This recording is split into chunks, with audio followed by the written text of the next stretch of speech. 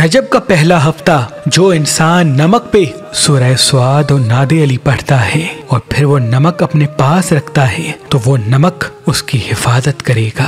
ऐ लोगों, रजब का पहला हफ्ता आने वाले पूरे साल के लिए तमाम नौसत से परेशानियों से इंसान की हिफाजत करता है। तभी रजब के पहले हफ्ते में नमक पे सूरह स्वाद और नादे अली पढ़ा करो, यानी 7 दिन मुसलसल उस थोड़े से नमक पे एक मर्तबा सूरह स्वाद और 207 मर्तबा नादे अली। पहली रात से लेके 7 रजब तक मुसलसल ये अमल करो। उसके बाद उस नमक का इमाम जामिन बना के अपने बाजू पे बांध लो। जब तक वो नमक तुम्हारे सीधे बाजू पे बंधा रहेगा कोई भी नहस चीज तुम्हारे करीब ना आ सकेगी और यूं तुम बरकत, रहमत और खुशहाली पाते रहोगे। क्योंकि रजब की पहली 7 रातें इंसान की हाजतों की कबूलियत के लिए ऐसे है जैसे खजाने की चाबी हो। बस इंसान इन रातों में खुद को पाक रखे और मुसलसल अल्लाह से दुआ मांगता रहे। इंशाअल्लाह वो आने वाली पूरी जिंदगी खुशहाली और बरकत पाएगा।